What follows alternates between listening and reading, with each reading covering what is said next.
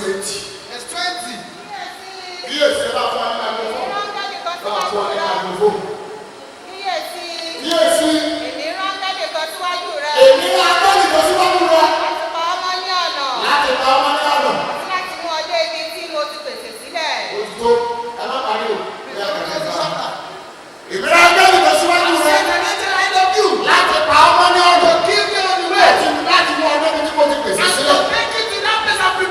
Ṣáájú ogun mẹ́kẹ́jà lẹ́yọ kìlíbàtì.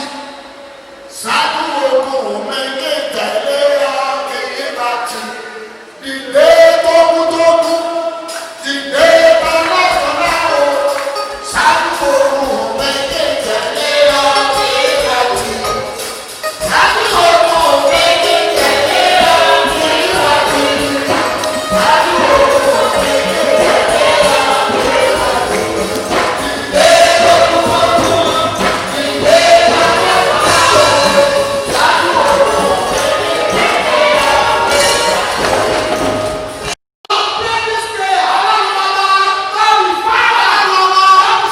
àti ẹ̀mí ní káyọ̀ ọ̀dọ̀ ẹ ṣáájú ogun mi wọ 2021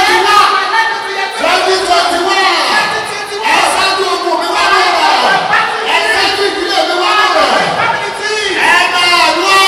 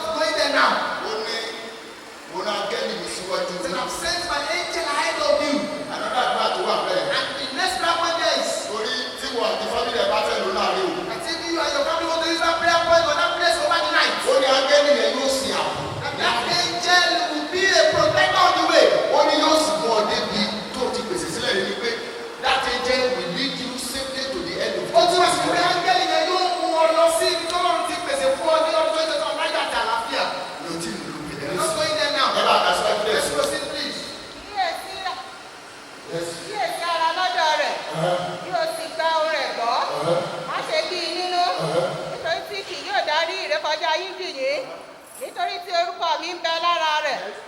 Ṣùgbọ́n bí ìwọ ò bá gba ohùn rẹ̀ gbọ́ ní tòótọ́, bí ìwọ sì ṣe gbogbo èyí tí mo wí, ǹjẹ́ èmi yóò já sí ọ̀tá àwọn ẹni tí ń ṣe ọ̀tá yín, èmi yóò sì fòòró àwọn tí ń fòòró yín. Nítorí tí áńgẹ́lì mi yóò ṣáájú rẹ, yóò sì mú ọ dé ọ̀dọ̀ àwọn ènìyàn. Ámórì. Ohun tí mo lè dá ọwọ́ lé ní 2021. Everything I put my hands upon in year 2021 that will make you God to be angry with me. That will make you to take off your hand from my matter. Lord, do not allow me to do such. That is another prayer point in that particular scripture. So bí tí mo ti fẹ́ nù ké hallelujah. Àti gbàdúrà yìí pé kí Olúwa ṣáájú wa wọnú ọdún náà. Pray that God should go into the yard of us. Àdúrà tó kàn wọ́n ti débẹ̀. The next prayer point will not be there. Ẹ bá mi lọ síbi tó ti sọ pé mo rán agbọ́n mi síwájú yín.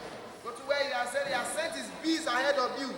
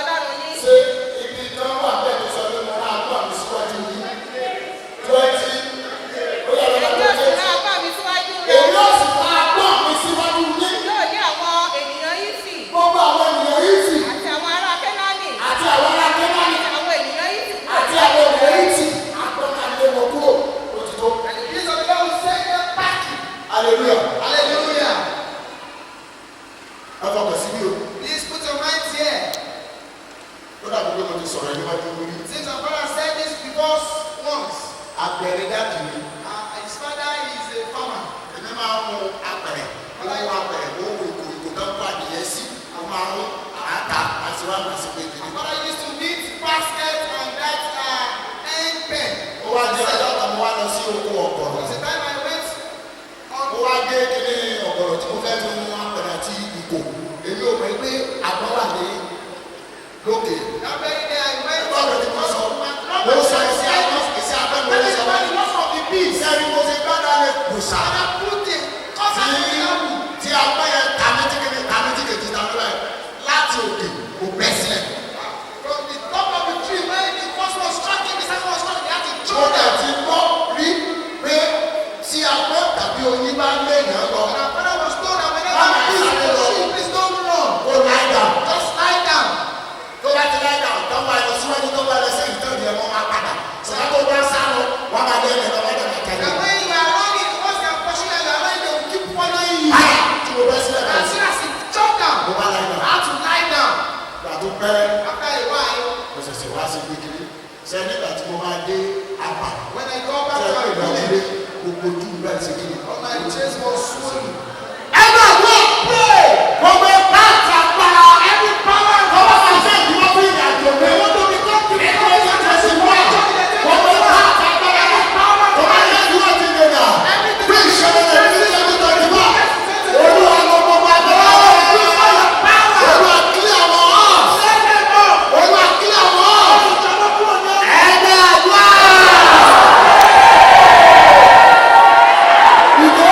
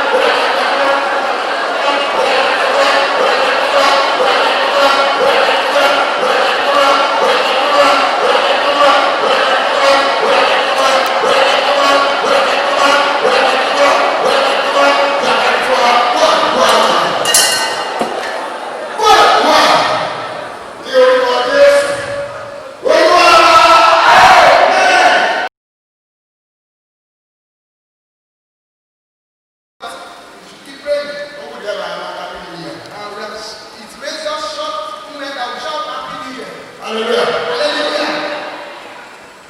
Ẹni tí wọ́n bá gba àkóso ní àjẹ́ ìmọ̀ lọ́wọ́. Somebody that the control of God is being taken away from. Kí ló máa ṣẹlẹ̀? What will the person do? Ẹ láwo. Wọ́n náà sílẹ̀ tí. Somebody said they just got an accident. Bẹ́ẹ̀ ni àbúrò ẹ̀. Is that true or not? Ẹ gbà àbúrò. Pray. Bíbélì ilé. Bible says, "Babe, Àwọn sì tuntun. ask and it shall be given unto you. A sì kiri. Knock and it shall be opened unto you." Ó dà ní o ti kí sẹ̀ tí kiri òdo. He said, "Till now you not ask anything." Olúwa gba àkóso 2021. 2021. Láti ìgbàgbọ́ pé Ọlọ́run gba àkóso rẹ̀ lọ́wọ́. Ọlọ́run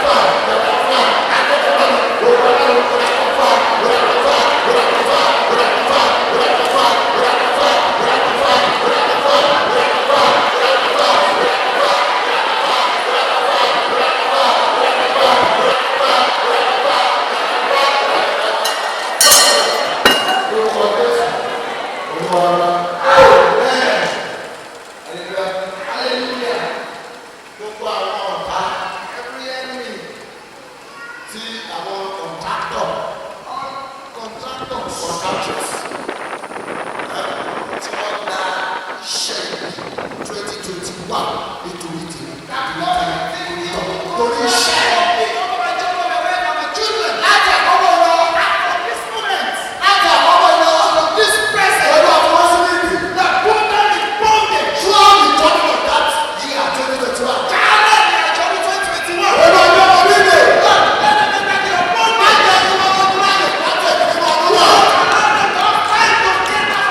Thank you.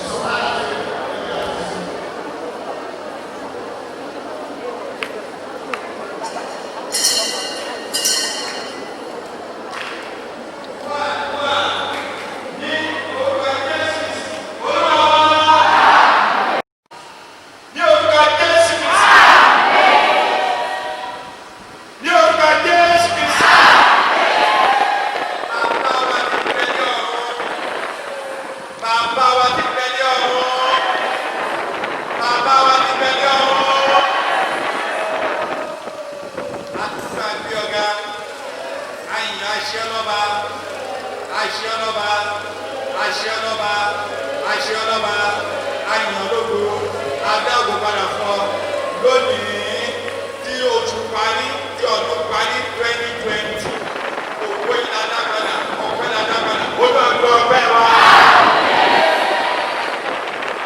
wọ́n ní ọlọ́run wa láti kẹ́mi láti àtẹ̀kọ́kọ́ ṣe ìwọ ló sì máa jẹ́ ọlọ́run wa ìwọ la wá fún gbogbo ilé lọ́wọ́ torí àwọn lè dá ṣe ìrìn àjò 2021 ọdún tuntun oṣù tuntun ìgbà tuntun ìṣẹ́jú tuntun sẹ́kọ̀ọ̀ tuntun ọ̀sẹ̀ tuntun òkun tuntun ìmọ́lẹ̀ tuntun tó bẹ́ẹ̀ kò tẹ́ tó rìn kò tẹ́ tó wọnú ẹ̀ rìn kẹtọ́ tó lè ṣàlàyé ẹ̀ a ò lè dárìn adé bàbá wa ti tẹ̀lé ọ̀run àwa lè àfọ̀ gbogbo ilé ọlọ́wọ́ àjọ wa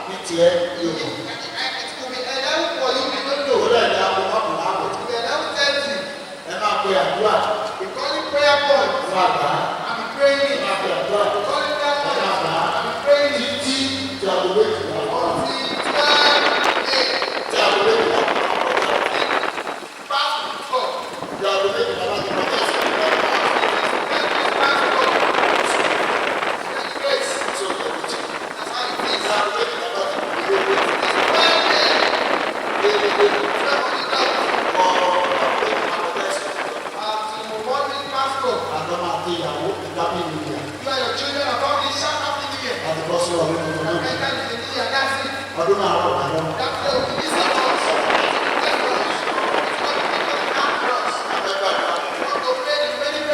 Lórí ìtìlẹ̀ láti ṣe kiri o. We have just made this thing because of you. Ìbádá àpò òkèkè rà ní It will be 17 very naira. good for you to buy it when it is still for 70 naira per one. Rà ní 17 naira. Buy it for 70 naira. Tàbí kò rà ní 150. Or you buy it at your cost 150 naira. Tètè rà báyìí o. It's better you buy it Bá now. a bá bá sínú ọdún tuntun. Once we enter into the new year, Báwo ni ìlú máa kà fún mi? Father, we said the covenant for you. Sẹ́yìn náà ti mọ̀ bẹ́ẹ̀. And you know it. Ee, hallelujah! Hallelujah! Owó Jésù kò ní ká lọ́wọ́ rẹ. Jesus money will finish in your purse. Abẹ́jọ́ àdó àtàkùn. We want to pray the last prayer. Ìgbà tí bá ti bí náà ni kò máa wí o. It's whatever our mother said that you should say. Ìgbà tí bá ti bí ni kò máa wí o. Whatever he said, you should say. Ìgbà tí tó gbà tó àtàkùn kò fún My mi. God, last prayer point. Ẹ bá mi ka ìwé Hébérù orí ìkọkànlá.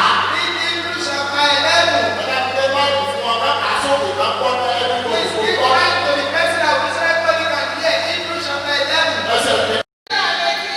Ìjẹ́ ìjẹ́ ìgbàgbọ́ mi ìdánilójú ohun tí a retí. Ìjẹ́ ni ohun tí a kò rí. Oṣù tó ti tó ẹsẹ̀ bá. Thank you. Bíbélì ni wàá sọ fún wa wípé Bible still says, ẹnikẹ́ni tó bá forúkọ Olúwa anyone that comes from the Lord, ojú òní ṣe kí ni o òní ṣe a sì máa gbà á lá. and he shall be saved. Ìgbàgbọ́ Faith. ìgbàgbọ́ Faith. ìgbàgbọ́ Faith. o ti bá ti ní ìbọn ọgbọ́n So when I say that, you should say, lórí ká bá tún ọ̀dọ́ náà yẹ. because I say the great short. Ẹgbẹ́ àdúrà pray Olúwa kì mí ní àbùyá agbára. Lord, empower me with the silver. Aláwọ̀ mi ní agbára. Empower me. Olúwa kì mí ní àbùyá agbára. Put on me the Kí a máa bá àwọn ọmọ mi lọ bá. Challenge the 21 weeks. Kí ni òwe fara pa nínú ọdún náà? Me to be injured in that. Ẹ̀rọ àdúrà.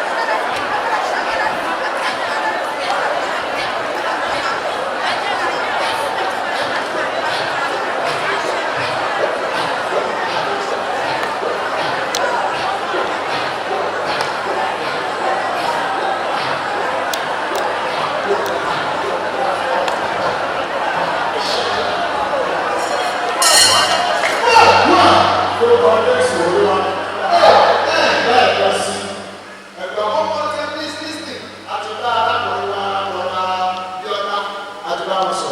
Spoke with our brother Bobiola. You should please help us upload our platforms. I'm also begging my friend to commence the program. Also, for that, make something on platforms.